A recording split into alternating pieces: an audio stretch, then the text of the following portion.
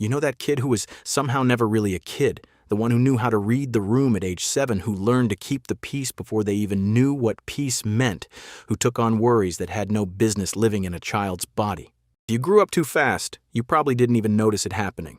It wasn't a decision, it was survival. Today we're going to talk about what growing up too fast actually does to a person. Not the surface stuff, not the inspirational version where hardship builds character and everything turns out fine. The real psychology of what happens when childhood gets skipped, compressed, or quietly taken away. Let's start at the beginning. Childhood is supposed to be this protected window of time where the brain gets to develop without the full weight of the world pressing down on it. Your childhood should consist of playing, being curious, and feeling safe. These aren't luxuries, they're biological requirements. Researchers in developmental psychology have found that early stress literally reshapes the architecture of the brain. The prefrontal cortex, the part responsible for emotional regulation and decision-making, develops differently when a child is operating in a chronic state of alertness. Their nervous system learns early that the world isn't entirely safe. And once the brain learns that, it doesn't just forget. There's a term for this, and it is called parentification. It happens more often than people even realize. It's not always dramatic. Sometimes it's not neglect in the obvious sense. Sometimes it's just a parent who struggled emotionally and leaned on their child for comfort. A household where one parent was absent and the other was barely keeping it together. A family where money was always part of the conversation, which results in the oldest child quietly starting to carry the anxiety like it was theirs to hold. The child didn't ask for the job. They just noticed a gap and stepped into it, because children often take on roles no one asks them to when someone they love is hurting. And here's what's fascinating and heartbreaking at the same time. These kids are often described as mature for their age. Adults praise them and teachers notice how responsible they are. They get called old souls.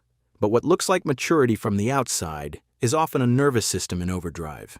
It's not wisdom, it's vigilance. There's a significant difference. When you grow up too fast, you don't actually become more emotionally developed.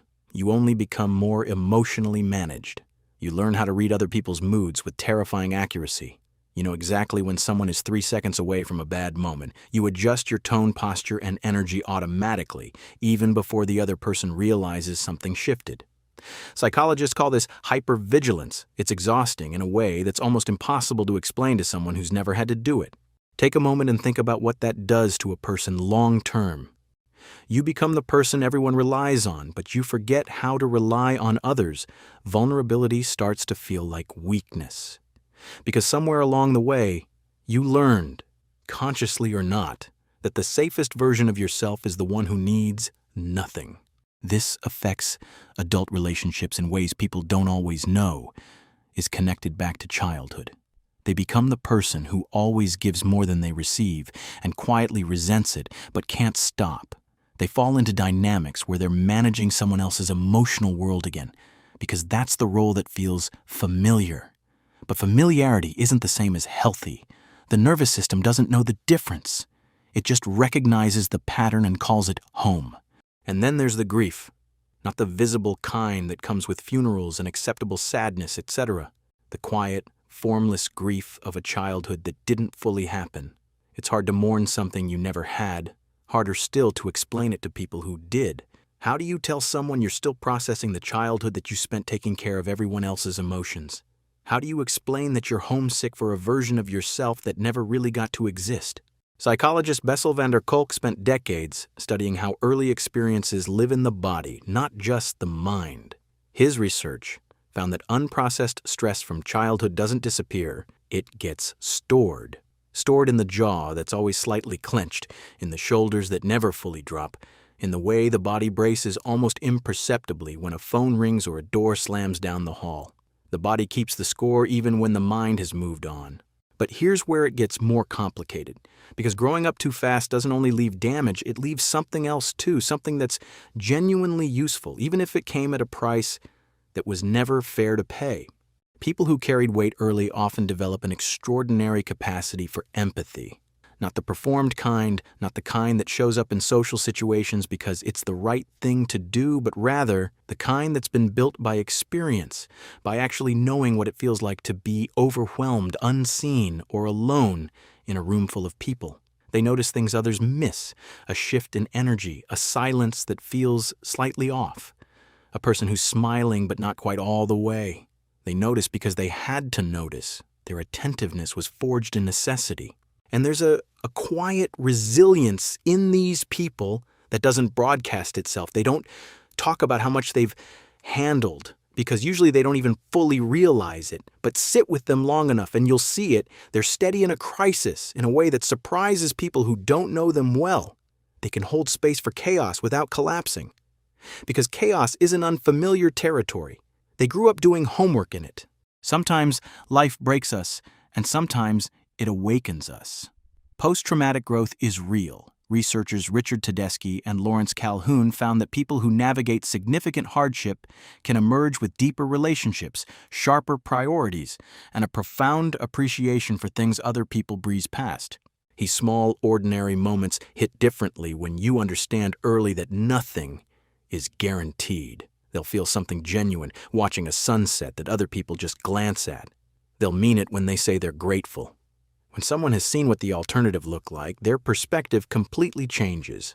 But, and this matters, growth that comes from surviving what you shouldn't have had, to use your survival instincts in the first place, isn't a justification. The gifts don't cancel the cost. One of the most important things a person who grew up too fast can do is stop treating their own resilience as proof that everything was fine. Because the internal voice that was helpful as a child, the one that said, "Stay calm, don't make it worse, be what they need," that voice becomes complicated in adulthood. It turns into a habit of shrinking and apologizing for taking up space. It becomes genuinely difficult to receive care because receiving care requires believing you deserve it. That belief often got quietly dismantled somewhere between being 8 years old and being responsible for more than any 8-year-old should hold. There's a particular loneliness in this. You can be surrounded by people who care about you and still feel fundamentally alone in your own experience. You can still feel like the version of you that people see as the managed version, the capable, reliable, always doing okay version, and not the one underneath who is still in some quiet corner waiting for someone to notice the weight.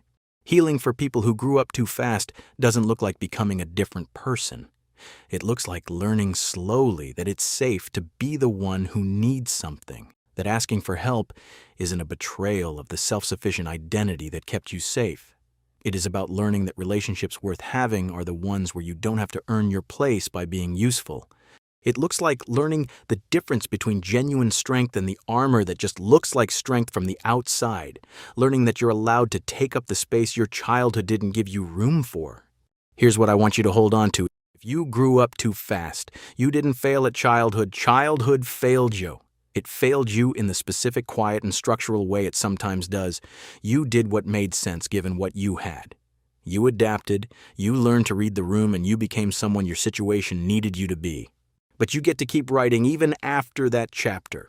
The skills you developed, the empathy, the steadiness, the ability to sit with hard things and not fall apart, those are real, and those skills are yours. What you don't have to keep carrying is the belief that your needs come last, that you're only valuable when you're managing something, that love is something you perform your way into rather than simply receive. The child who had to grow up too fast deserved more space, more lightness, more time just being young without the weight of it all. And the adult that child became, they deserve it now. Not as compensation, just as something that was always supposed to be true. If this felt like it was written for you, that's no coincidence. That's the part of you still paying attention and still hoping for what it didn't get. Comment if this resonated, or if you know someone who could relate. Subscribe because the next video dives into more ways our experiences quietly shapes who we are.